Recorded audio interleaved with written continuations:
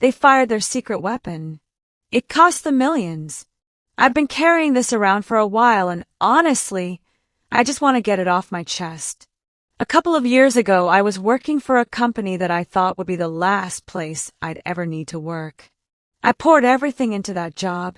I'm not exaggerating when I say I gave them most of my adult life. Nights, weekends, holidays. I missed birthdays and family events. I convinced myself that all the sacrifices were worth it because I was building something bigger than myself.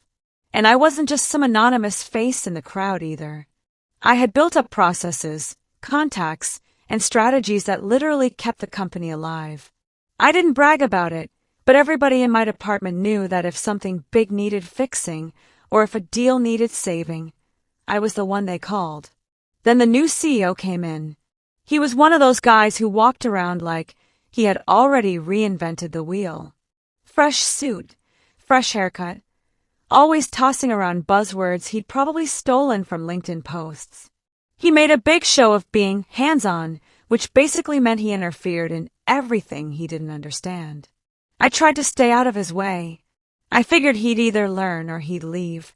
But instead, he seemed to zero in on me like I was a problem he needed to solve. He'd make little comments in meetings, always undercutting me in front of others.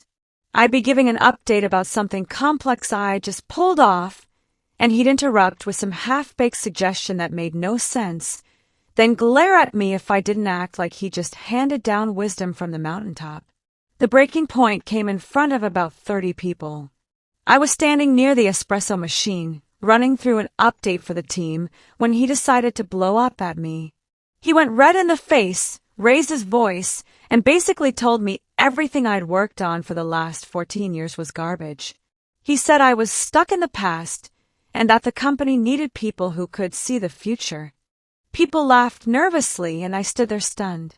I felt like my chest was caving in. 14 years of late nights and fixing messes no one else could even understand, and I got humiliated in front of people I respected.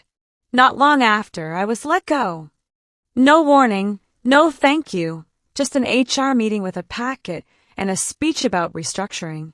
I remember walking out of that building with a box in my hands, thinking I had just lost everything. I went home that night and stared at my ceiling for hours. My whole identity had been tied to that place. I had no idea what I was supposed to do next. Here's where the story flips, though. What the CEO didn't realize was how much of the company's success had been tied to the systems and relationships I'd built. I had contacts in places they didn't even know existed. Suppliers who only trusted me. Clients who stayed because they knew I would fix problems at 2 a.m. if I had to. Without me, all those delicate connections started to crumble. The CEO thought he was replacing an old part in the machine, but he was ripping out the engine. Within 6 months, contracts started falling through. I'd get calls from people I used to work with telling me about the chaos. Deliveries missed. Clients walking. Money bleeding out. They try to patch things with temporary fixes, but the truth is, those fixes don't work when you don't know the invisible parts holding everything together. The company had been leaning on me far more than they realized, and the new leadership was too arrogant to see it. Meanwhile, I was trying to rebuild myself. For the first couple of months, I was depressed and angry. I felt betrayed. I'd walk around my neighborhood with this tightness in my chest, thinking about how unfair it all was. But eventually, I started reaching out to old contacts. I wasn't even looking for revenge. I just needed to make a living. But one thing led to another. A supplier I'd always treated fairly offered me a deal to consult. A client I used to bend over backward for asked if I could help them directly instead of going through the old company. Word started spreading. Before I knew it, I had built my own thing. Smaller, leaner, but healthier. And every time a new contract came in, it was like proof that I wasn't crazy for believing in myself all those years. About a year later, the company that fired me announced massive layoffs. They lost millions in contracts.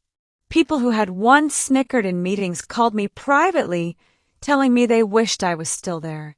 Some even asked if I had openings. The CEO, the same guy who had humiliated me, was suddenly very quiet in the news releases. He had bet everything on cutting out the one person who kept the gears running, and he lost. I don't walk around thinking of myself as some genius or anything. I just know what I put into that place, and I know I didn't deserve the way I was treated. For a long time I felt like they had destroyed me. But the truth is, they only freed me. I'm not rich by any stretch, but I'm doing okay. I have control over my time. I don't answer to people who don't understand the work. And I know that when I show up for a client now, they actually see me, not just some cog in a machine. Every so often, I think back to that day by the espresso machine. Him standing there, red in the face, tearing me down. I used to feel anger when I replayed it. Now, I just feel a strange kind of gratitude. Because that was the moment the whole illusion shattered. They thought they were firing a liability. What they really did was fire their secret weapon. And it cost them millions.